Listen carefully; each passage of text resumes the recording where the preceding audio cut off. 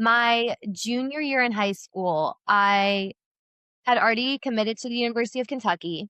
I had kind of a breakout year. I had done pretty well my sophomore year, but again, my scores had jumped. I was having an excellent season. I made junior Olympic nationals, and I placed in, I think, second from regionals. And so I was so excited. I was going in, with these high hopes. And I think it was my very first event up. It definitely was. It was my first event up was on bars.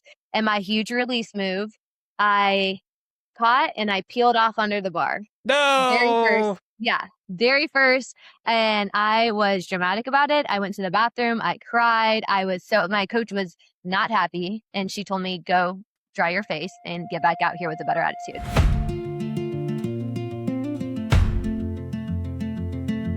There's a moment in every hard thing, a race, a climb, a training block, a season of life, where you hit the edge of what you thought you could do.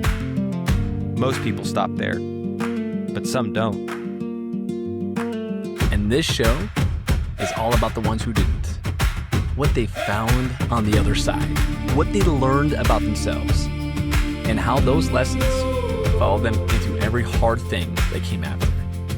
I'm Nathan Baumeister. And I'm Matt Carlson. This is What Remains, an Okabe podcast.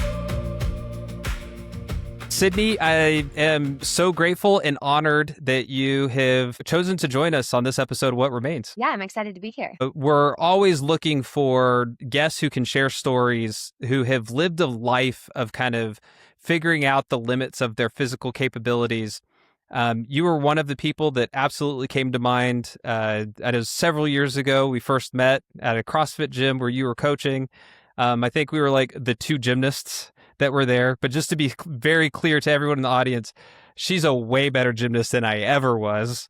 But then watching your career from them has just been super cool, and thought that our audience could benefit from hearing your stories. I remember them saying, "Oh, you have to meet Nathan. He can do a backflip." So that was my first memory of meeting you. Yeah, and that's pretty much the only thing I can do these days. But, trying to do gymnastics in your 40s is not the easiest thing in the world anymore. That's okay. I'm okay. I like giving excuses.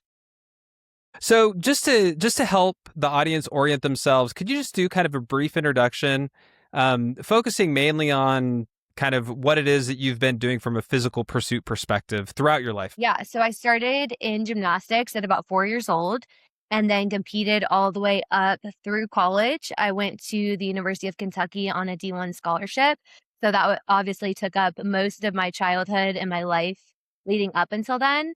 I graduated from college. I, quite frankly, got pretty out of shape and slowly got back into the gym. COVID hit. And when COVID opened up, I started CrossFit.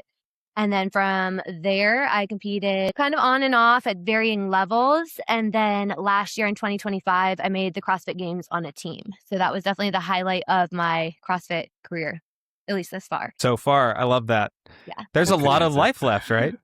There's a lot of life left. It's funny. It's like, after last year, I'm like, oh, we'll see if I still compete. And I go through phases of, maybe I will, maybe I won't, but... Yeah, well, you've spent a good portion of your life. I mean, if you took the percentage of your life where you have been training to compete at an elite level, I'm sure it's well over 80% at this point. Oh, yeah. Yeah. I feel the most grounded and centered when I have that goal that I'm working towards.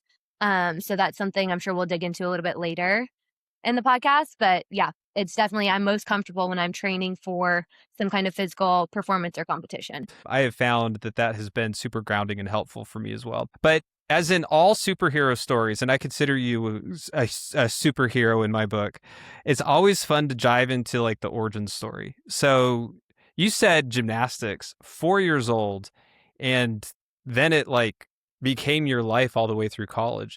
Walk me through, how did you first get pulled into that world? So I got a leotard at the church garage sale when I was about 3 or 4, and I was obsessed with it. I wore it all the time. I flipped around the house. My mom was convinced I was going to break my neck, and so she put me in gymnastics. And that was really the beginning of the end. And from there, within about a year, I had already jumped up to a competitive level. So I was going about 3 hour practices about 3 times a week at 5 years old. And from there, it was like I just started kind of progressing faster than most of the other girls in the groups and on the team. And then it kind of just spiraled, from the time I was 10, I was being told like that I would have the opportunity for a scholarship in the future. And so it became a huge part of my life and my identity from a very young age. Okay, so like I have a 4-year-old daughter right now, and going to do like 3 hours of anything is so taxing. What was it about you at 5 years old that you said like, this is what I want to do? Was it just from the get-go addicting to you, or like what drove you at that such a young age? Yeah, it's funny because I mean, how much do you really remember as a 5-year-old? I don't remember. I remember loving the gym. And I do have like, of course, my little memories of being in the gym. But I think the biggest thing of like, oh, I really love gymnastics was my parents would allow me to do one season of another sport.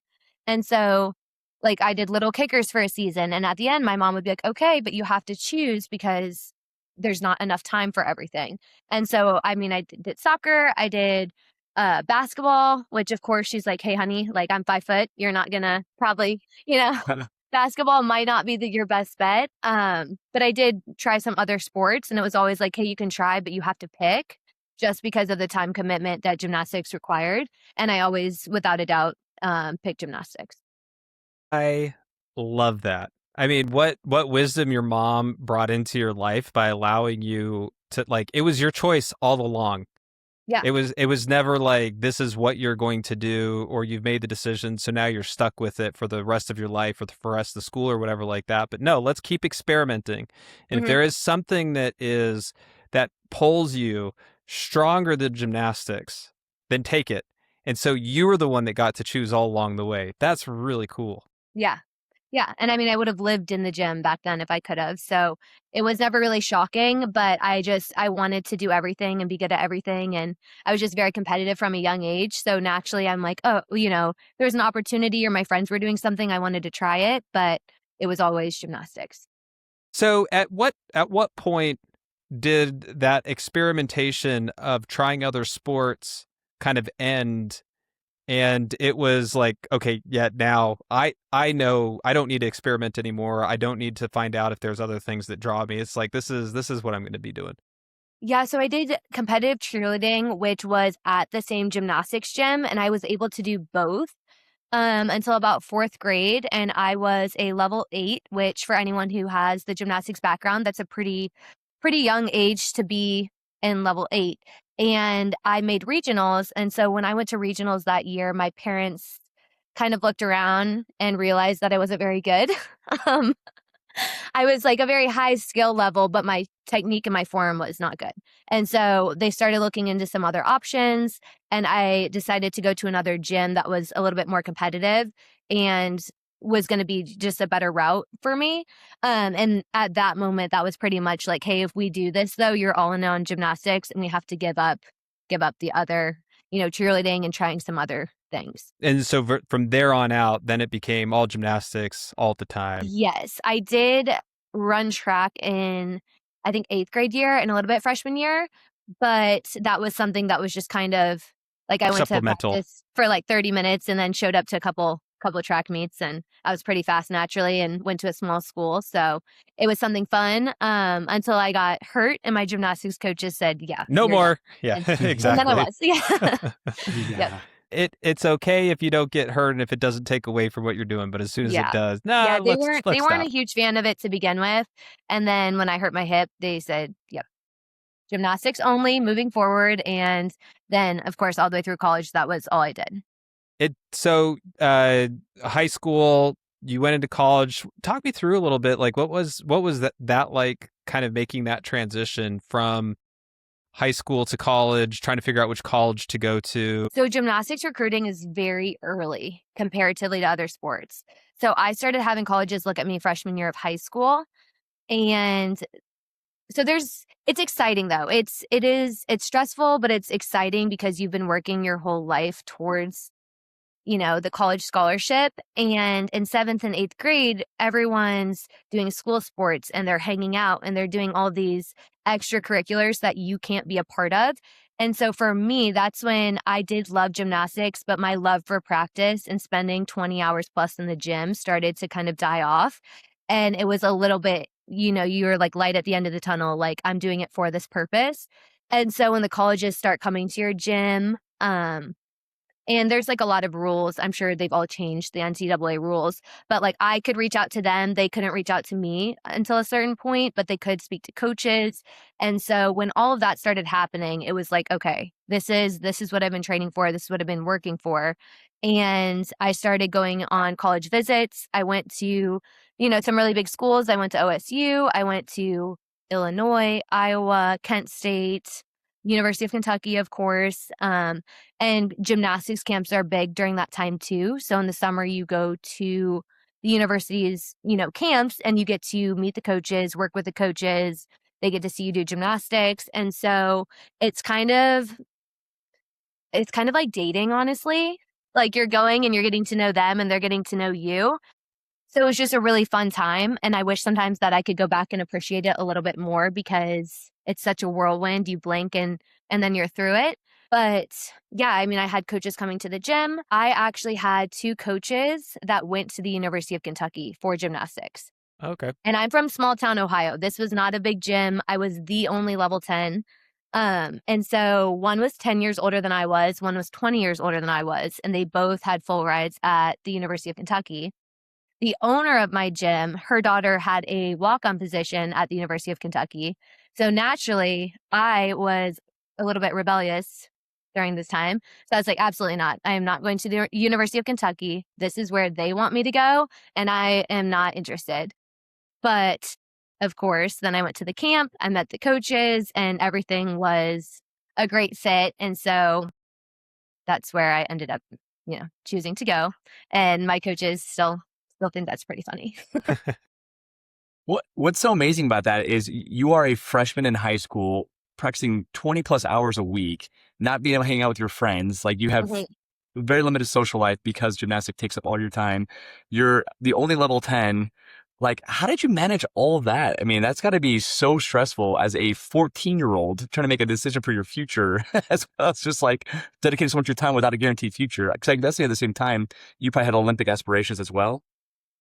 Yeah, so I verbally committed after my sophomore year. So the recruiting started freshman year. It really ramps up sophomore year. And then if you're one of like the top choices for schools, you do get offered usually pretty early. So I think it was like directly after my sophomore year. By this point, I actually did not have any Olympic aspirations. I was too old. So by the time they realized, like my parents took me to a gym that actually kind of knew what it took. I was even a little bit old then at 10 or 11. They have to put you, yes. I'm seeing Matt's face right now and he's looking he's like, shocked. What? Yes, that's insane. There's like very specific training programs that you want to get into at the age of 4 or 5, realistically, to get your strength and conditioning where it needs to be. And then there's a very specific protocol to get to any shot at the Olympics. So I was already well past that. I was too old. And so, yeah, I really was just focused on juggling schoolwork, which honestly, I wasn't a huge fan of school. I just wanted to leave and head to the gym. So it was really just waking up at 6, going to school all day. I did relatively well in school. Of course, my mom was, the colleges won't want you if your grades aren't good. But yeah, went to school all day, practiced from 3 to 7, homework from 7 until 9:30, because back then I feel like we had a good amount of homework, and all of my athletes now that come in with no homework, I'm like, what's going on? How is this happening? Yeah. Yeah. But back then there's a lot of homework. And so, yeah, I was pretty much going from 6 a.m. until 10:30 most days. And then still trying to make the football game on Friday. Yeah. Why? Like, what was the motivation? I mean, if like just college and like, yeah, get school paid for, I guess, or that was it? Yeah. And I mean, it just becomes normal. Like, of course, I was tired. And of course, a lot of times I didn't want to go to practice, but that's just when that's all you've done. That's just the expectation. And it's what you do. So a lot of girls, when they did quit gymnastics, I feel like they went through a really difficult transition because all of a sudden they had 20 hours of free time. and they either transitioned and put that into another sport, or a lot of times they would get a job and or start getting into a good amount of trouble. I like that those are the three options. Yeah. It kind of Pick was, another you know? sport, get a job, or that's over. Or get into things you probably shouldn't. You're Yeah. going to get into trouble. Yeah. So and did you do 4 years competitive college? I did not. I went in with some credits from high school and I graduated in 3 years. I had a couple injuries while I was there and decided not to start my master's and to call it quits at 3. So 3 years of competitive college. Mm-hmm. So as you look at this career from 4 years old to 3 years in college, I would love to just hear some of your stories. Like, as mentioned, I did gymnastics. I have to say, like, there are very few things that I have done that instill fear in me like gymnastics, and figuring out how to overcome that, as well as like the strength that you need, the flexibility that you need. Like it all goes beyond any limits that anyone thinks that they're capable of. So as you think about your career, I would just love to hear some of your stories, maybe like a highlight, like something that happened that you were like, it became part of your why. And maybe one that was a real struggle, one that really pushed you perhaps to that breaking point, but you were able to make it through somehow. Yeah. So I'm going to go back to about the 4th, 5th grade year when I transitioned to the gym. That kind of took me to the next level and was a higher level competitive team. It was actually at Bowling Green State University, BGSU, which is a MAC school. And we practiced at the university gym. So the college girls would come into practice. And when they were done, they would leave and we would come in and practice from 6 p.m. to 9 p.m. Wow. Yeah, which is pretty crazy now looking back. And my poor mom was driving me 30 minutes to and from. And it was definitely a time. But during that time, I was the youngest in the group by 3 years. So my best friend was 3 years older. She was in 8th grade and I was in 5th grade. And then the rest of the girls were juniors in high school. And the coaches were great. My all-time favorite coach probably was Dan Conley. He's in his 80s now, but he was in his 60s at the time. And he was just the coolest, strangest California native that would come in his little like jean shorts, and we'd always make fun of him and he would just like take it and laugh at us, but like still ran a very structured program. So it was a really cool dynamic there. And when I got into that program, I really struggled at first because I was used to being the best and I was used to being praised. And I think that really built me up as kind of the person I am today, to be able to take constructive criticism and to push and to stop comparing myself as much to the other girls because I was so much younger. So naturally, I wanted to be as good as the 16, 17-year-olds, and that probably wasn't going to happen, at least immediately. And so I think that was like the biggest growth phase for me in the sport, just because I was surrounded by such a higher level of coaching and gymnasts. And then from there, I got to see some of those girls go off to college and really, see like what I wanted for my future in the sport. Did the light like just turn on at some point when you realized what was going on? You're like, oh, no, this criticism is helpful, versus where it felt like it was putting you down? Or was it a gradual process?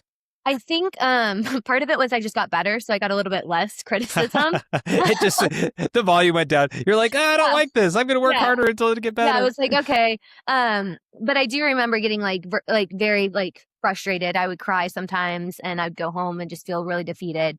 And I think, I started improving, and I started understanding that, like, really when my score switched.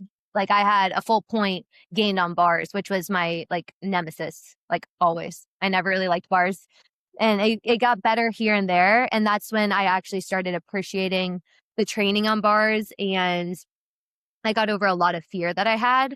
But it was probably that first meet when I was like, oh, I was getting 8.2s last year and I just got a 9.293.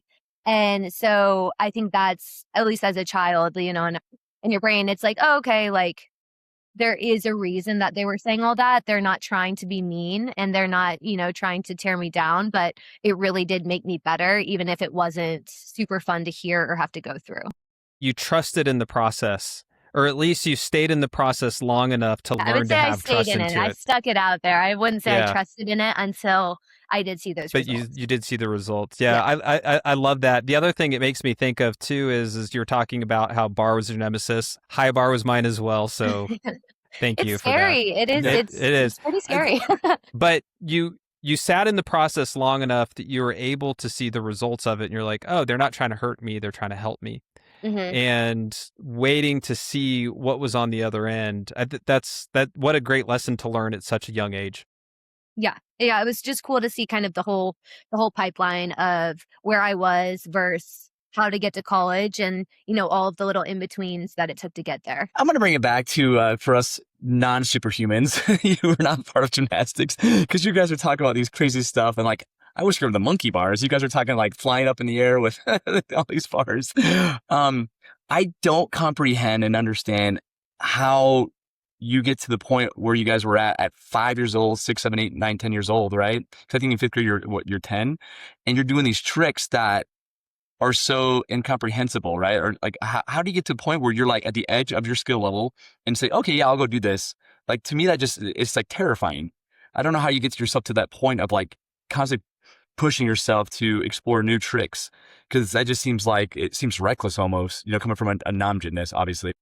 There are like basics in gymnastics. For those who have a gymnastics background, there's like the handstand, the arch hold, the hollow hold, and just like very specifics that you drill and you train. And every skill goes through one of these positions that your body is very well trained to do. And so you kind of take the basics and then you drill. And then I was so small at this age that those coaches are able to like manually spot. And so between all of that and then open foam pits, it really wasn't super scary for me until I got a little bit older. But when I was young, I wanted so badly to get bigger skills and to be better. And like I said, I was very competitive. So if someone had a skill I didn't have, they'd be like, hey, do you want to try this? And it was like a yes instantly. Like I was more worried about getting ahead than I was about the dangers or, the concern of my own safety, I guess. Yeah. Yeah. Wow. Well, I think Okay. that's definitely a powerful lesson, right? Like find out the why, find that motivation that is greater than the fear that you're feeling. And oftentimes then you can pull from it. But the other thing that you talked about, Sydney, that is something that the best gymnastics coaches do is it comes down to exposure therapy in minute doses. So you don't go from doing this not doing the scary skill to just going for the scary skill. It's what is the next step? What's the next step from here to here that you could do that just goes just a little bit beyond? Hey, can you throw this with the foam pit underneath you? Can you throw this knowing that I'm going to hold you? Okay, now that you've thrown it with the foam pit knowing that I'm going to hold you, now I want you to do it into the foam pit where I'm standing next to you, but I'm not holding you, so I can grab you if I need to. And it's just like this incremental exposure that makes something that now you look at it, someone like, Matt, you're saying you're scared to death. I see the things that Sydney did when she was in college, and I'm scared to death, even though I did release moves and stuff like that, but she's doing it at another level. But it's all about incrementalism, right? It's all about growing from one step to the next. So what about a highlight as you look at your gymnastics career? Like, are there any stories that you can point to that it's like, when I look at this, it made it all worth it, or I really found out something about myself that I come to love that maybe I didn't appreciate back then? So I have two that kind of stick out. My junior year in high school, I had already committed to the University of Kentucky.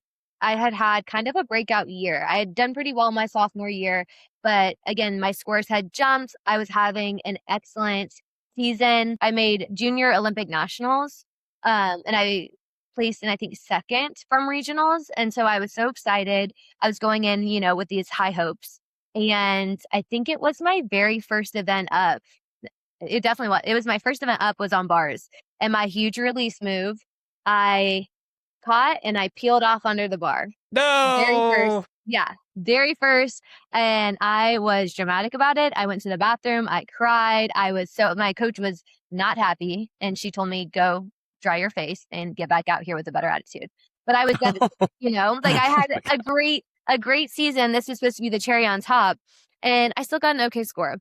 I had the rest of my meet was as good as it could have been. And I still ended up 6th in the nation.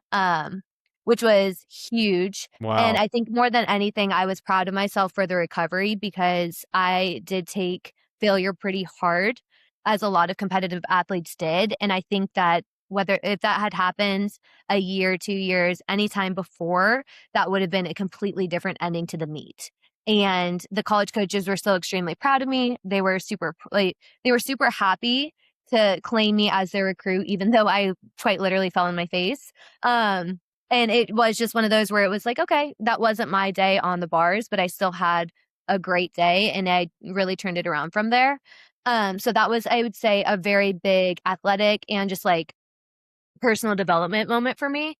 And then the other one was I was the only person freshman year from the University of Kentucky to qualify to NCAAs. I made it there and I was the first all-around competitor from the University of Kentucky since 2003. So that was awesome. a huge, yeah. And I didn't even understand the rule. Like I didn't really even know how to do that.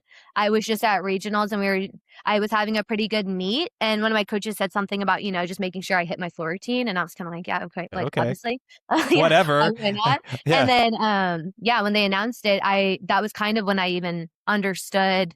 And I think I still was a little bit confused, like what was happening. And then it was like, oh no, like everyone, this team's done, but Sydney, like you are going on. And so that was a really cool experience for me. Can we backtrack to your experience at nationals? I mean, you said Junior Olympics, right? And you trained your entire year for this one moment. In your very first event, you fall flat on your face, as you said, right? Yeah. And you mentioned you recovered that. Like, what did you say to yourself? Like, how would you come back from that? I mean, because that must have been devastating, right? I mean, you said you were crying in the bathroom. Like, what were you telling yourself? Like, how does somebody who is a perfectionist and is working so hard for this moment, who falls, like, how do you recover? Like I said, I kind of had, the teenage attitude at this point. And I think I was just honestly really pissed. I was super pissed off and I was like, no, like I am walking away with some medals. Like, even if I don't get an all around medal, like I am going to. I still have 3 more events. Well, yeah, I still have 3 events and it's not maybe what I wanted, but I will walk away with a win, And I didn't. I got second on vault, but it's amazing. That's insane. That's incredible. Yeah. How did you develop that at such a young age? Was that culture from your parents? Just that mentality? Yeah. No, I just was always like a really competitive kid and I always just really wanted to win. Like I was very driven by winning. But you see like other competitive kids, like they want to win, but when push comes to shove, they're the ones who like quit the most a lot of times, right? And they're the ones who cry the most because they're like, if I can't win, then they stop trying. You talk about like a fixed mindset. Like, but you have a unique mindset where you wanted to win, but when you met with resilience, you kept going. And in fact, that seems to motivate you more, right? To try harder. Yeah. So, I mean, that's unique. That's amazing. Like, yeah.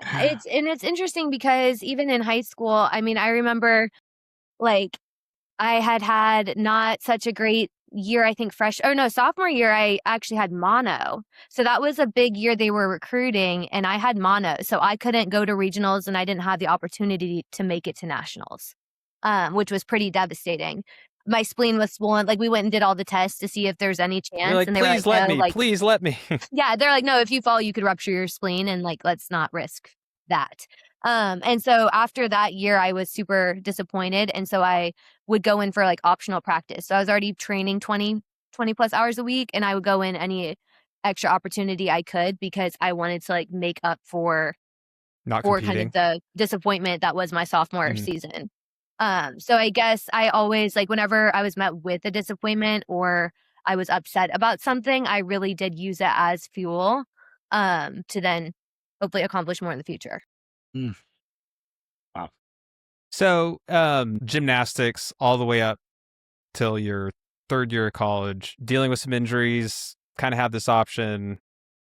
It's that decision point of the thing that I've done my entire life, who I've been, how I've identified myself, where I put in all of my extra time, poof, goes away. Yeah. Walk me through that decision, and then how did you deal with that? Because I think that this is something that all of us have. Oftentimes we identify ourselves like with our job, or I identify myself as like the father of these kids or the mother of these kids, or Hmm. I identify myself like with a sport that I did. But these are all external, and then they change, right? Your kids move away. You get fired from your job. You get hurt and you can't do a sport anymore. I mean, this is something that all of us really struggle with, but maybe not as in dramatic of a fashion as you Yeah. were able to go through. Yeah. So I always thought when I was done with gymnastics that I would be pretty much done with the gym life. I had this idea that I was going to be, really competitive, but in a like career setting. And, I got my degree in public relations and I just thought that I would, kind of go that direction. So it was like I had said before, I wasn't a huge fan of school. I did okay in school. I hated sitting for an extended period. So when I graduated, it was already really hard and, a big transition just from all of the hours of training and not really having like the why or the goal that you were working towards. But when I started an office job, I was like, oh, this is like going to school all day, which did not like. And Oh I don't yeah. have gymnastics after this. Like, You don't have so anything to look forward to. yeah. So, Yeah. I mean, I was very, very depressed, truly. And I felt like my best years were behind me, which was really hard because I graduated at 21 years old. And so you go from being kind of like a big fish in a small pond, being a collegiate athlete. It's not that the gymnastics team was, it's not the same as football or basketball, but there are people that know you and you do get all of the like preferential treatment of being an athlete and you get to feel kind of special. And then you go into the real world where no one cares and you're starting at an entry level job. And it was really doing something I realized I did not want to do and I did not like. So, it was, I mean, I would say by far the probably first 2 to 3 years out of college have been the most challenging of my life. Well, how did you pull yourself out of that? Or maybe So not yourself. Like, how did you get out of it? Because it very well could have been with help from others. so I started, I mean, I slowly but surely kind of got used to the new ebbs and flows of life. And honestly, I was used to more of a roller coaster and it was just very, it's pretty boring. But I started going back to the gym again, trying to get in a little bit better shape. Like I started prioritizing my health, which did just naturally make me feel better because like I had said, I'd put on some weight. I just wasn't in great shape. And I got back into the gym world, which really did help. I started coaching gymnastics again and I instantly was happier. I didn't feel that I'd necessarily found my purpose yet, which is a little bit disappointing because I'd always loved gymnastics, but I found myself feeling a little bit burnt out. Just it was kind of much of the same, but just a slightly different role. But it was like I'd gone to the gym 25 hours a week since I was young. And now I'm doing the same thing, same schedule. I'm just standing there watching and, coaching, of course, but I'm standing there now instead of participating. And so I would say really what got me out of that place was when I started CrossFit. Well, the Matt has shared a similar story kind of in one of our episodes where, Matt, not to take the words right out of your mouth, but it sounds somewhat familiar. You're kind of in that spot looking for meaning, maybe not in the shape that you wanted to be. And then you said you started moving. And the physical movement in of itself helped to at least get you back on the path. And Sydney, what I love with your story is you found that it helped to get back to the gym, but you were like, okay, I am better, but this is actually not where I want to be. There's something else, and let me continue to seek. Let me continue to look. And so just because that first step didn't take you to where you wanted to be, you recognize it as a first step and you didn't just stop there. You kept walking. I just love that. So what about CrossFit? I mean, why was that the thing? Yeah. So I don't think this is like a very popular like take on it, but when I was at home during COVID, was like, yeah, I'm 24 years old. I'm I still feel like I'm pretty athletic. Like I could get into something. And so I decided I wanted to compete again. And so it wasn't that I just found CrossFit. I was like, what could I be good at? And so I started like searching and I looked up, like MMA. And I was like, I don't think I can get hit in the face. Like I'm tough, but I think I'm a different kind of tough. And so I just, I did some research and CrossFit was kind of what I kept coming back to. And so when everything opened up from COVID, I signed up and I committed myself. I need to go 3 times a week for 3 months. And if I hate it at the end, then I can stop and I can try something else. But I already know I'm not going to like it at first because I'm not going to be any good.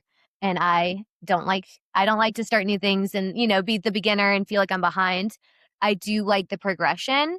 And so I need to like give myself the opportunity to see the progression. And by the end of the 3 months, I was going 6 days a week. I was staying after. I was like, all about it. So I think most people, think, they get into CrossFit to get in shape and then they fall in love with it and start competing. I was the opposite. I got into it with the hope that I could compete and be pretty good. And if I couldn't, then I was going to try something else. Yeah. Okay. Yeah. Makes sense. Yeah. Well, I mean, what I can't tell you how many elite athletes, doesn't really matter which sport it is, but how many elite athletes after they get out of a sport, they never ever get back into any sport again. And it's because of what you just said, Sydney. They hate being the beginner. Yeah, it's hard. They're like, I was at the top of the top. Like I was in higher than the top 1%. I was in the 0.01% of my sport. And if you want to try anything else, it's just that's not going to be the case. So the wisdom that you applied there, you're like, first, I recognize I'm going to have those feelings and yeah. I'm going to make a decision right now. I'm going to make a commitment right now that I'm going to give myself enough time to actually give it a chance. Yeah.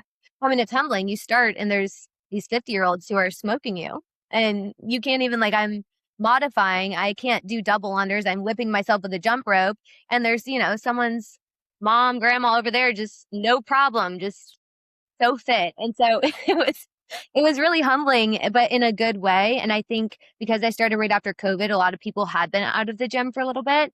So it felt like everyone was starting over a little bit together, which I think for me was helpful. Yeah, absolutely. But be willing to be a beginner. Yeah. Be willing to be a beginner. Yeah. Put your ego to the side. Let the grandparents in the class beat you. It's okay.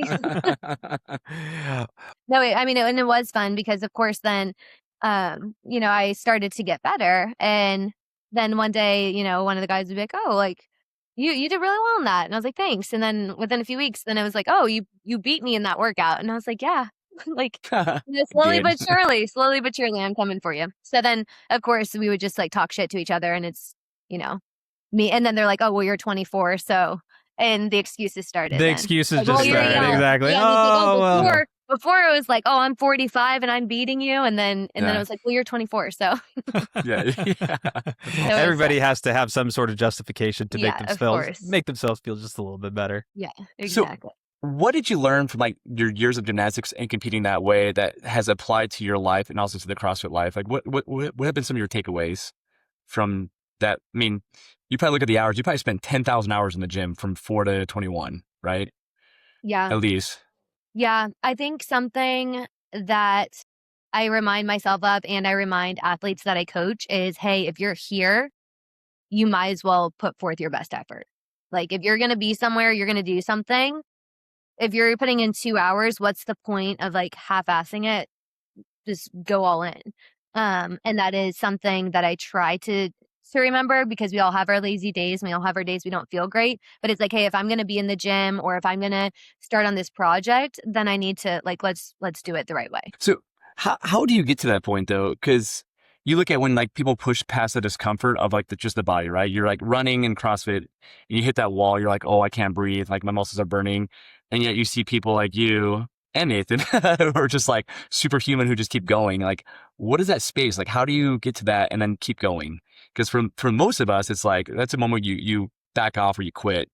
And you're like, well, I think I'm doing my best effort, but there's probably a lot more you can give, Yeah, I think I think everyone thinks that you have to be like dying at the end of a workout to give it your best effort. But I think it's also knowing where you're coming in on each day. Like maybe I didn't sleep well. Maybe I have some other things going on in life. Like maybe me showing up and just completing the workout that day is my 100% and still showing up and giving it whatever your 100% is that day. So some days, yeah, I can hit a wall and then push through it and just keep going and be like, no, I know I can get a better score. I can lift more. And other days I come in and I'm like, okay, I don't think that's like my personal best, but that is what's going to be enough for today. And just the consistency of showing up and giving as much as you have each day really does add up in the long run. Or do you find that your off days is where you grow the most, or is like your best days where you see like new PRs is where you grow the most? Like what to you is more meaningful? I mean, I feel like I've been in it long enough now. I don't see PRs all that often, nor are you really trying for PRs? So that like when you first start, it is really fun because you are PRing all the time and you get that kind of like validation that all the work you're doing is paying off. And the longer you're in CrossFit or fitness, or I'm sure running is somewhat similar, it's like you can put in all this time and energy. And certain days I'm supposed to max out. And like the last time I was supposed to max out a snatch, I was 20 pounds under. And I was like, I hit it and was like, that's the max for today. And it was disappointing, but I think it's knowing that like you're still showing up and putting in the work. It will pay off at some point. I think that is more meaningful, is when you're not getting the instant gratification and you still show up and put in the work. I think that is like where the athletes are built, and it's not just about the end result, but that they're willing to do the work regardless. So you mentioned like how competitive you are, right? You're like, I'm competing, like you're doing CrossFit because you're like, I think I can be good at this and I'm going to go beat you. And so, but knowing that like at some point you're not going to be able to like hit that competitiveness, like there'll be somebody who's going to pass you up, or you're not going to be able to like win these games. But what you're saying is like, hey, it's about just showing up each and every day. At some point, does that take away from some of the joy? It's like, hey, I'm still showing up. I'm still showing up, because you lose the end goal, right? Essentially Yeah. competing. Yeah. So like, So how do you I'll be balance honest. that? I have really changed my mindset because I am not as good at CrossFit as I was at gymnastics, nor will I ever be. I don't have the capability to compete with the top in CrossFit.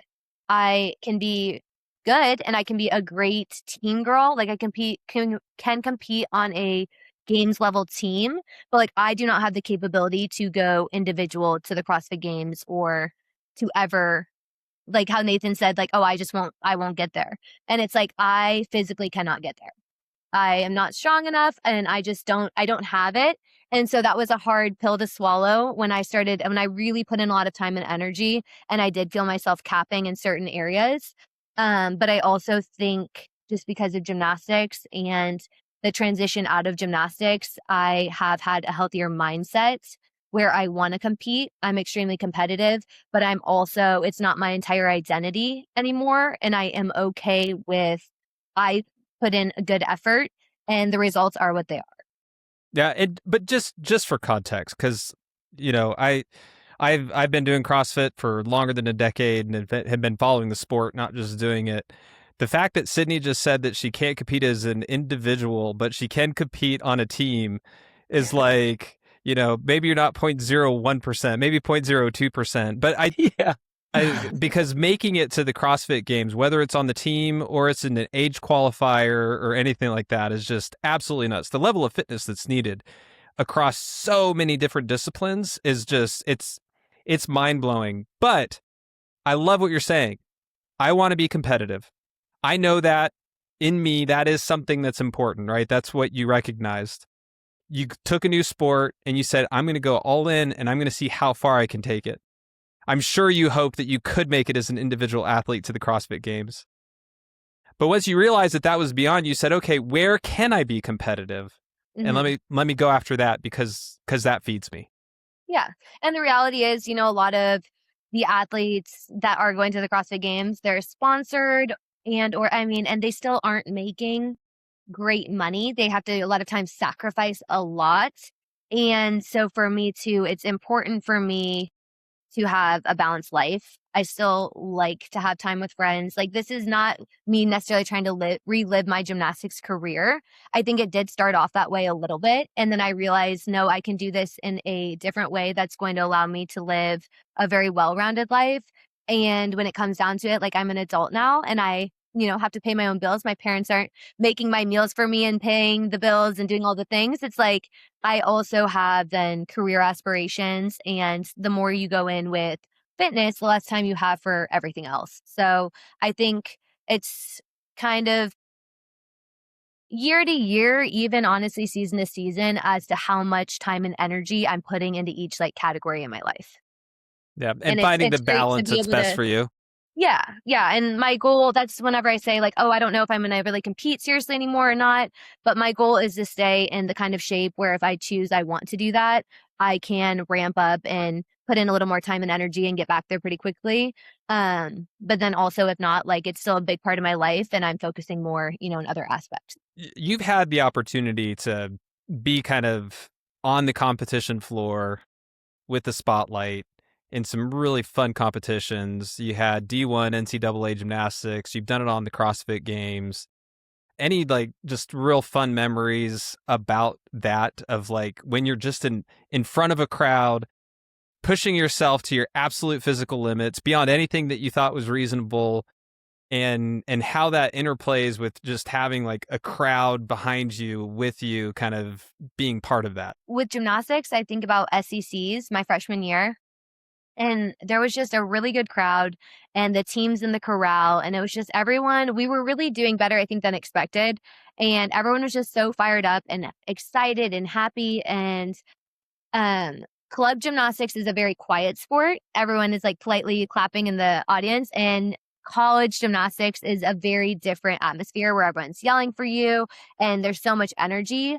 But it's usually like a dual meet where there's two teams going. But SECs there were like five teams in the arena, all the fans, all the gymnasts cheering.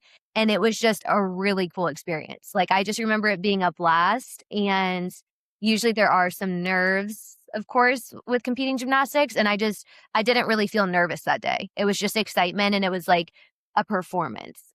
So that was probably my top gymnastics memory. And then at the CrossFit Games last year, one of the events, we were like neck and neck with another team. Unfortunately, we did lose the event, but it was like we were this close, but we were a little bit ahead of them. And then they caught up to us and then we caught up to them. And it was just kind of this like back and forth. And that was by far the most fun event for me. And I believe like for my team as well, just because it was so exciting and we did still place extremely well, which of course is helpful, but it was just everyone was kind of getting into it. Just, who's going to win. And unfortunately it wasn't us, but it was still a good time. But it was great for the highlight reel. It was great for the highlight reel. It was great for the energy in the arena. So All of this, all the physical things that you've done, both with gymnastics and CrossFit, you learn to push past fear. You learn to be consistent in a process, knowing that at some point, like you will progress. You learned that you could do way more than you ever thought you could. I'm just curious, as you think about life outside of physical pursuit, have you had the opportunity to apply some of those lessons to your life when things got hard outside of the physical realm? yeah, I think the biggest takeaway for me is consistency and like how we were talking about PRs and hitting PRs, not hitting PRs. It's like a lot of the work is going to go unnoticed. And it's like if you are consistent and you continue working, I really do think that it pays off. Like for me, it took me a while after college to figure out what I wanted to do and what made me happy. And it took a lot of transitions, a lot of jobs, a lot of just my life changed constantly. And it's like I've gotten to the place now where I'm extremely happy and I personal train and I nutrition coach and I work for myself. And it's when I look back to like when I graduated college, I wish that I could go back and tell that girl, like, hey, you're going to figure it out. Because it really did feel like I kept trying different things and switching and it was like I just kept going. And it's like I finally hit my PR, so to speak. But it was like years where you're like, this is going nowhere. I'm just going in circles. So yeah, consistency and that it will pay off. It just might be a little bit later than you'd prefer. Here's what I love what you said. He says, a lot of the work will go unnoticed. I mean, there is so much, like wisdom and it's so profound, such a statement, because I think that's what's it's hard. It's like when you go to work out, like you see the people who just do a workout and they like pull up the shirt and they like start looking there, if they're like seeing a six pack in the mirror type stuff, or like they're flexing the muscles after one workout. They're like, am I seeing any results? But it's hard because you're right. It takes consistency. And I think that message is so profound. A lot of the work goes unnoticed. Sorry, that goes on my wall. I'm gonna write that down. That is so good. Oh. Yeah, but I think something that I struggled with too was both of my parents had very traditional career paths. My mom was a speech therapist, and my dad was an engineer. So she was very insistent that I needed to pick a job and stay there for multiple years to put on my resume, and like that is how you build. And between them and then, of course you hear the little negative comments, like, because I worked at some different gyms. I was trying to figure out like what my route was. And it's like, then you hear the comments of like, oh, well, she's a gym jumper. Oh, well, she was at this gym and now she's at this gym. And it's kind of like knowing what you want and going after it, no matter what other people are saying, because they don't necessarily understand what your vision is. And it's okay that their life and their path looks different. And you can still get to where you want to go, even if it's maybe not, the most popular route or like what your parents or your friends think you should be doing.